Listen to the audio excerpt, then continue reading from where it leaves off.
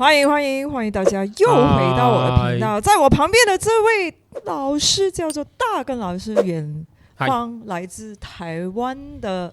我们上一集讲到了就是我的运势，对，然后现在这一集我们要讲的就劲爆了，这个肯定会帮助到大家，因为我们要讲的是这个世界的动荡，然后如何影响股市，我们到底要投什么房地产啊，怎么样的美股都好，然后老师会一一跟我们解剖耶。Welcome back。今年都很动乱嘛，对不对？大家都不知道要怎么办，好像买什么东西都不太对。会继续打仗吗？会啊，真的啊？对，什么时候又开始？其实很多人都问说哈，这个命理学哈，像我们是在台湾，我们在台湾在教课的时候，我们常跟学生讲一句话：这个命理师啊，只要没有赚到钱，那他算命一定是算不准的。对，很现实啊。就是因为你在算，不，你自己都会算，你就算不算国际运势，你也要算个人运势嘛。那你如果对啊，你如果赚不到钱的话，就起码不是大富大贵，我觉得多多少少都要，就是有点底吧。就像我这么胖，然后我告诉你我可以帮你减肥，你会相信吗？不会，对嘛？对不对？对，这是很现实的事情吗？好，那所以当然我这样子讲，我台湾的就有很多学生就问我啦，那大概怎么样？所以我们大概才5、6年前开始，我们其实因为我在台湾每年呢，我们都会有做公开的预测，然后那是收费的，你就要付费来听我。可是台湾的你们是讲台湾股吗？马来西亚人可能比较喜欢听美国股吧？我们讲美股对，我们台湾会买台湾跟美国，那台湾跟美国是绑在一起的啊，所以你不可能只看对，不可能只看台湾啊。对，所以我们大概在5、6年前开始就会讨论这个事情。那我都跟学生说，紫微斗数是古代皇帝在用的东西，皇帝要看的一定是国际局势。所以其实很多人不知道说，紫微斗数其实看国际局势很厉害。你看皇帝他要看什么？皇帝他要看那个他个人命盘怎么样嘛？他不用，他要看的是那中国皇帝要看韩国怎么样啊，日本怎么样，对不对？所以他看国际局势很厉害。那所以我们大概几年前，我大概在5年前，我就叫大家买黄金了。你不是说你要现在来马来西亚长居嘛，所以就开始看马来西亚的一些东西了呗。OK。但我们刚刚讨论嘛，马来西亚人会买美股嘛，对不对？去年我们就跟大家讲，今年是一个很动乱的状态。可是呢，很动乱的状态啊，其实是很好赚钱的地方。很多人都这样子说。对，为什么呢？因为你要想啊，很动乱的时候，才会有某一个国家的股市会崩盘，你才有办法进去抄底啊。那都那么高，你怎么买？我难得来一趟，我先简单的可以跟大家讲一下今年的状况。今年呢，当然最主要就是那个川普嘛，对不对？然后呢，我今天录的时候啊，听川普又出来讲啊，说，战争快结束了，千万不要相信这件事情。川普这个人呢，你如果仔细去观察他，你会发现啊，他现在跟你讲的那个东西，跟他真正想做的事情一定是相反的。我觉得他好假，直觉就身为一个通灵师，他不是假，他是个商人。商人在谈判的时候都是这样子嘛，你去买个菜说，哎呀，这个多少钱？这多少钱？哎呀，这太贵，我不要了。这种人才会买东西，他就是这样干而已啊，他就准备给你杀价啊。川普基本上啊，他目前的情况啊，这个当然是过去几年我们在推算他的做法。那个刚刚我有跟你分享了，过去2年啊，我们就推算他这些事情啊，我台湾学生赚了几千万去了。那很多人都觉得他摸不清楚，可是其实你如果了解他是一个说两面话的人，那他反而就很好了解了。你明知道他讲的东西就会是相反的意思，所以他现在跟你说要和谈，他其实就是没有要跟你和谈的意思。原来，对，你认真想想，他是不是都这个样子？对，有没有？就很奇葩，他就离开政治坛了，然后对，他每次又说不要回来，对，他每次都这样子啊。所以你就要搞清楚，他不是假，不是表里不一，但几乎都是他的套路了。对啊，我要跟你和谈，我其实就是准备，只要你不答应，我就准备打了。那通常都不答应嘛，所以他就打了嘛。那我们就觉得他好像表里不一，他其实不是，所以他都是准备好了。我现在只是告诉你要不要谈？不谈来，明天就丢炸弹了。他就是这样子而已。那他透过这样子的方式呢，我可以跟大家讲，他真正的目的是什么？这个我去年就跟大家讲过了。川普要真正的把美国变成帝国主义，然后要抠一批属于他自己的班底，就是其他世界国吗？他要做他自己的，他不要联合国啊，他不要北欧啊。我花钱给联合国，花钱给北欧，然后你们还反对我，他不要啊。他是不是就在做这个事？那问题是，你说看清楚他要干嘛，你就知道要往哪边走嘛。所以他的目的只有这个。他现在这样子搞伊朗的目的呢，他叫北约自己处理这个事情。伊朗在欧洲啊，这跟他美国有什么关系？所以他要叫北约的那些人啊，自己去面对乌克兰战争，自己去面对伊朗。那美国呢？美国你要我当老大可以啊，那你听我的话啊。那他每年给给北约60%的经费来自于川普。美国在北约驻军高达8万人，然后呢，他要做什么事情呢？法国总统啰嗦一下，英国总统表面上答应，有耳不太答应，然后呢，德国呢直接唱反调。那你是他，你怎么受得了？他就不想这样干啊。所以那个上个月我的学生在讲说上个月讲那个伊朗就说他要封那个荷姆斯海峡嘛，我上个月就跟大家讲，我说油价啊，基本上端午节以前呢、都在$100以上，100到120之间。好，那然后中间一直就出现说什么、要和谈这样子，然后我学生就来问我，我就说放心，端午节后大概都不会解决。从现实的观点来看，封锁荷姆斯海峡，美国跟伊朗谁有能力？一定是美国有能力，不会是伊朗。但美国不干这件事情，还让伊朗去封，对，这不是很奇怪吗？他要让伊朗死，那伊朗要靠油在赚钱。如果美国要让他死，那怎么会是伊朗自己封自己呢？应该是美国封他嘛？这个不是不合理，对不对？所以呢，他现在自己在封荷姆斯海峡，就是伊朗封这一块，然后他就封在外面。好，那封谁？他封中国。中国有50%的油是从荷姆斯海峡进去的。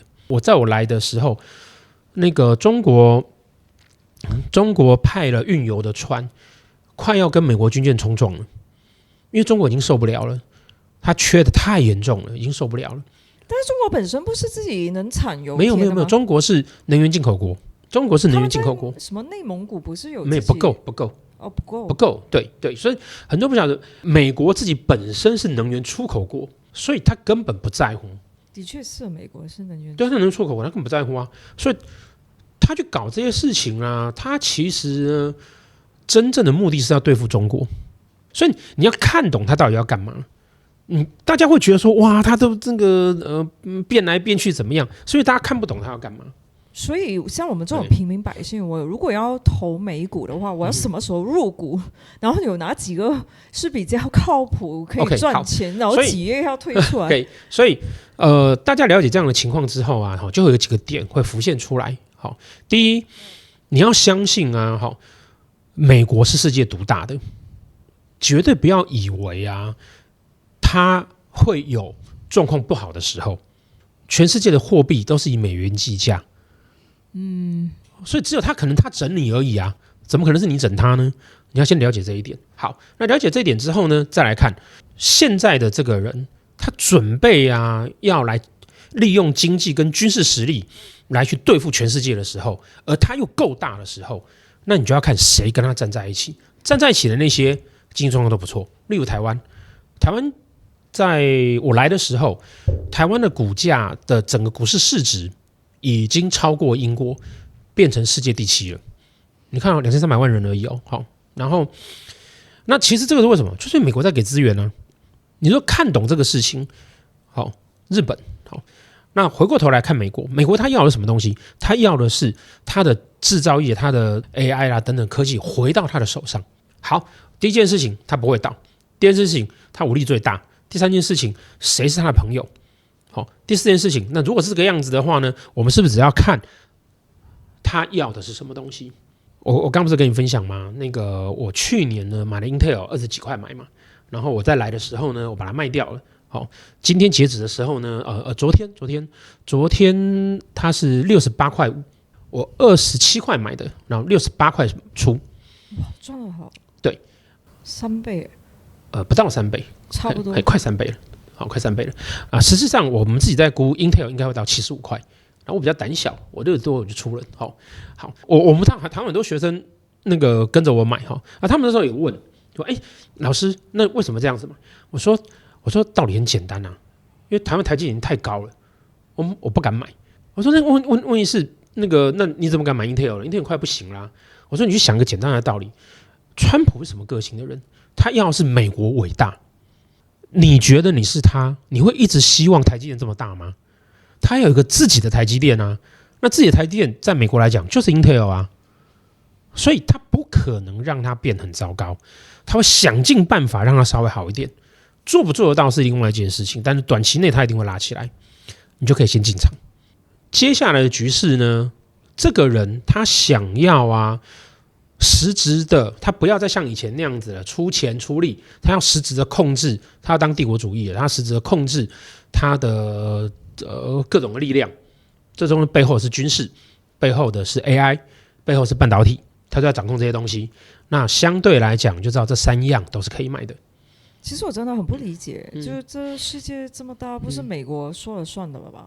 就是欧洲也挺大的，虽然欧洲每个小国是不成气候，欧洲不团结啊，的确不团结啊，的确欧洲有很多的分歧，就北欧、东欧各种各样是啊，不团结啊，对不对？是，对啊，所以就投资的角度来看呢，你就会知道说，整个世界的经济握在谁手上，然后他要什么，那他就会让这个东西涨起来。所以我们的看法其实很简单。所以去年我买 Intel， 因为我知道它一定不能只让台积电大啊。虽然它现在配置台积电，可它不可能只干这个事情嘛，所以它一定会放资源给 Intel 嘛。那 Intel 现在20几块快死掉了，你现在进去买不是很棒？然后再来美国的军事的股票、日本军事的股票，然后那个无人机的股票都是可以买的啊。AI 这种 AI 的也可以啊，像特斯拉这种。特斯拉的话呢，基本上啊，特斯拉因为跟川普太好了，但特斯拉的话，基本上啊，它在今年即将要有公司挂牌嘛，然后是全世界有史以来最大的 IPO 嘛。它那个有听说那个太空公司嘛，所以我觉得特斯拉如果在大概300上下，就差不多可以买了。听到了吗，各位？就差不多可以买了。记得对。然后网感谢老师给我们 tips， 然后还有虚拟货币啊，或者是房地产投资啊，你觉得怎么样？虚拟货币，黄金要不要投资？虚拟货币我比较没有研究，因为它有太多人为的因素在里面可以操作了。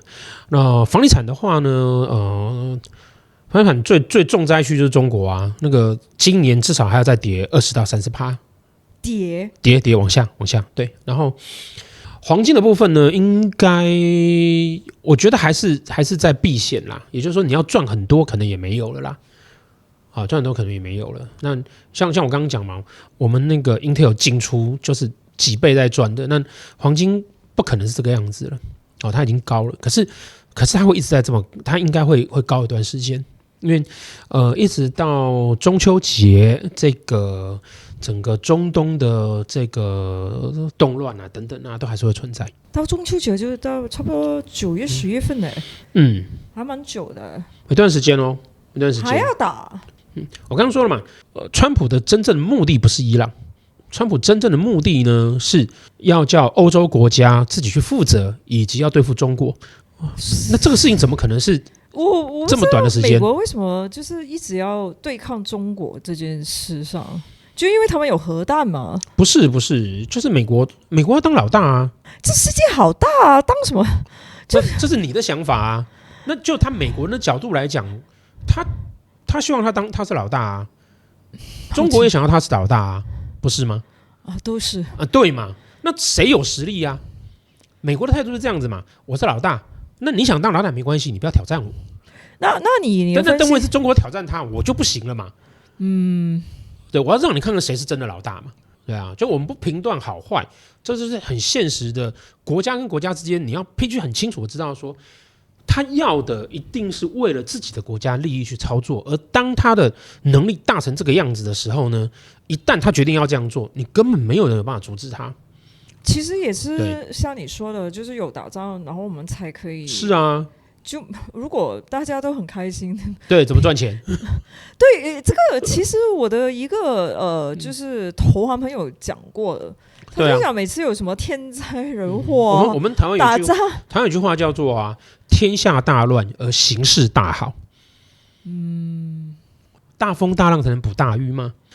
越是和平的时代，那穷人呢越没有机会。这句话对真的很受教。所以我们其实的确好像是这样。是啊。那所以我们在台湾，其实我们也不会建议学生说你去看哪一只股票比较好啦，看什么的比较好啦，去炒啦，我们都不是这样讲的。都是你去看整个局势，然后我们告诉你说，你差不多今年什么时间点会有动乱出现，然后那个时候呢会比较低，然后未来哪几个东西会比较好，然后进场去买，然后放个1年半年，不错了，你觉得够了你就出来。像我就比较胆小，对，我就太早出来了。我台积电是600块进场的，台积电现在已经2400了。对啊，结果600、2400，就在4倍啊。对，结果我1200不到我就出场了。no， 就好像想当年的我，就是投了Bitcoin， 就是比特币。然后因为当时有一段时间需要钱，如果留下的话，应该很有钱。是，所以对。可是我们都跟人家讲说，你就是有赚到就好了，就没亏就好了。我当时有想法说，赚那500 USD 就好了。对。然后我们都跟学员讲说，赚钱这种事情啊，你一定要让它是钱滚钱。什么叫钱滚钱？就是钱放着，半年后回来看它已经涨1倍了。对，我觉得正确的理财方式应该是要这个样子。对，你看这个世界上真正赚大钱的投资家，都是1年只进出1次2次的，不会是一直看盘。你会影响你的生活品质、情绪，除非你是专业的做这种就是你有绩效的压力，对不对？对，像我那种投行的朋友，就是做这种技术性，他们真的每一天每一个时间都在。他有业绩压力啊。对啊，除非是这种的。可是这种的，因为它是分润嘛，那我们自己如果要投的话，应该就是要把它，就是我们讲的，要自己会长大。这话当然你就不用照顾它，放着，然后让它自己长大。今年呢，我会比较建议的时间大家可以看一下端午节过后，然后呢去看一下美国会出现一个相对比较低的地方。然后刚刚我讲的那些军事的、AI 的。然后特斯拉这些 AI 就包括 NVIDIA 吧。对，台湾再观察一下。对，然后最后一个问题呢，就是因为你要长期在这里扎根呢，今晚都要去买房了，欢迎我们的观众欢迎一下大根老师来马来西亚。对，因为我就可以常来上你的节目。好啊，可以啊，我很喜欢听你讲大道理这种，就是我这种小人物平民，就是我觉得我们见识太少了，需要学习。然后我想帮我的观众问最后一个问题，因为在马来西亚现在有很多很多的人事业，然后油价马来西亚相对来说在东南亚算比较好，因为我们本身就有产油。对，然后油价也是在开始暴涨，然后什么 inflation 啊，就是通货膨胀之类的，然后很多网民都说就很累很辛苦，然后又裁员，这些我觉得你有什么忠告给我们马来西亚的观众？我大概3-4年前我就在看马来西亚，然后我就在想说我应该要在这边买房子。其实很大的原因是因为马来西亚其实在未来的20年状况其实会不错。就未来整个亚洲发展的比新加坡好吗？那是不可能的不可能。好，新加坡是掐住钱袋子嘛？好，对。那整个亚洲会在未来的20年经济繁荣度呢，应该会超过欧洲。欧洲在衰败。对，我这次回去伦敦，我真的是对欧洲在衰败，他们不过就是有一些老钱而已，但整个欧洲是在衰败的。欧洲有的是老钱，对，可是它其实整体的是在衰败的。那亚洲会起来，那亚洲其实就是东亚哪几个国家？日本、台湾、韩国不一定，韩国应该是衰败的。然后呢，新加坡、马来西亚，那越南跟泰国不见得。为什么？所以整个东南亚呢，比较好的应该是新加坡跟马来西亚。我觉得马来西亚还有很多的资源发展，比如说 agriculture 就是农作物。现在最近马来西亚就是跟 Australia 的政府签了一个合约，所以然后其实还蛮不错的。其实像台湾啊，台湾，我刚刚讲嘛，台湾有农作物吗？台湾现在是世界第7大那个金融交易市场，金融对不对？对，应该经济状况很好嘛，对不对？可是你去听台湾的声音，台湾有很多人在抱怨啊，他生活过得不好啊，为什么？因为他没有跟上时代。所以这是一个时代在转型的时候，就是你要快，对，就这个是我们在讲，就是刚好这几年刚刚就是玄学上在讲的所谓的离火九运换接下来20年那个转换的时间点的时候，你如果没有跟上来，你就是被淘汰的，那当然就要抱怨了。那跟上来就赚钱了，那台湾也是这个样子啊，台湾很多人都赚到钱啊。我们过去的投报率都是我刚刚跟分享嘛，我们投报率都是50%、60%、70%这种数字，可是有很多人没有赚到钱，因为他没有跟上来。马来西亚其实也是这样子，马来西亚在要变成很有钱的国家的时候，它会有一些产业的转换，那转换的时候你没有跟上来，那就不行。所以其实大家还是赚钱，除了要有一个明确的指引，还是需要跟着这个环境的改变而你要看得懂那个环境局势。